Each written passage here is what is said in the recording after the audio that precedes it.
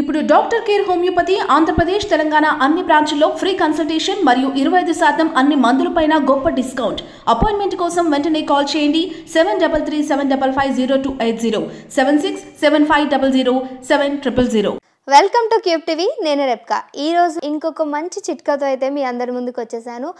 చిట్కా అంటే ఇది పెద్దవాళ్ళకి అలా అని కాకుండా నార్మల్గా మనం చిన్నపిల్లలకు కూడా యూస్ చేసే విధంగా.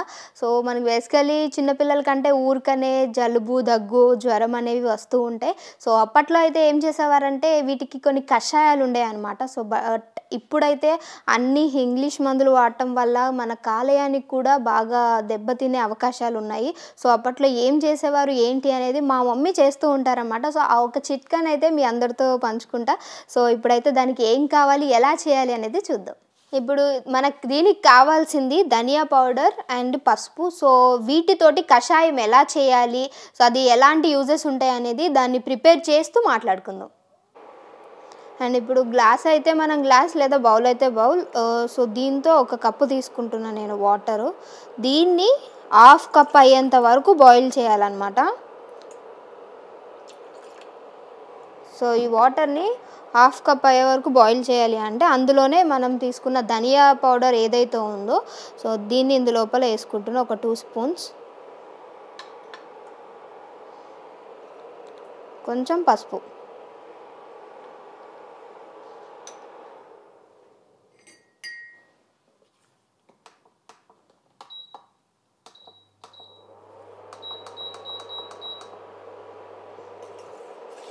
బాగా సిమ్లో పెట్టుకొని కషాయాన్ని మరిగించాలి.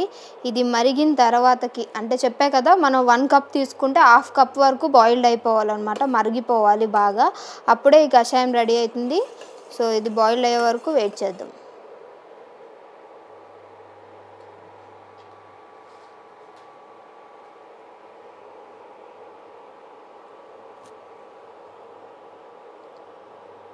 ఈ కషాయాన్ని చిన్నప్పుడు నార్మల్గా అప్పట్లో హాస్పిటల్స్ ఉండేవి కాదు కాబట్టి ఇలా కషాయం చేసుకొని తాగేవారంట. జలుబుకు కానీ, దగ్గుకు కానీ, జ్వరం వచ్చినా సరే దీన్ని ఈ కషాయాన్ని రెడీ చేసిన తర్వాతకి డే మొత్తంలో ఎప్పుడైతే బాగా అనీజీగా ఉంటుందో, బాడీ సహకరించదో అప్పుడు ఒక్కొక్క స్పూన్ని పిల్లలకి పట్టించేవారట.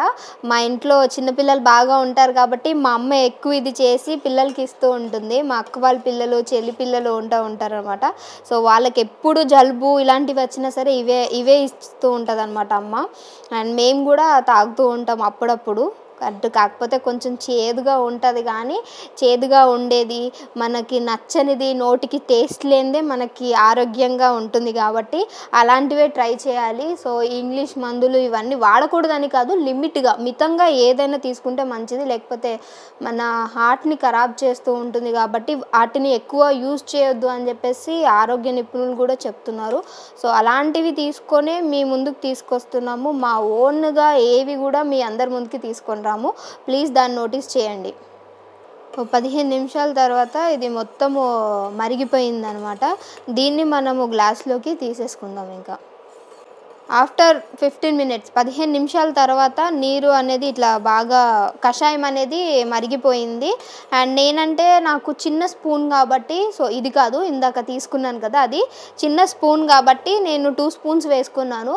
బట్ మీరు తీసుకునే క్వాంటిటీని బట్టి, వాటర్ ఎంత లెవెల్ తీసుకుంటున్నారో దాన్ని బట్టి మీరు ధనియా పౌడరు, పసుపు అనేది తీసుకోండి. పసుపు మాత్రం కొంచెం తీసుకుంటే సరిపోతుంది. 1 గ్లాస్ తీసుకున్నాము. ఇప్పుడు ఆల్రెడీ హాఫ్ గ్లాస్ వరకు మరిగిపోయింది కాబట్టి దీన్ని ఇప్పుడు వేరే గ్లాస్లోకి తీసేసుకుంటా. ఇప్పుడు ఇందులో గ్లాస్లోకి తీసేసుకుంటున్నా.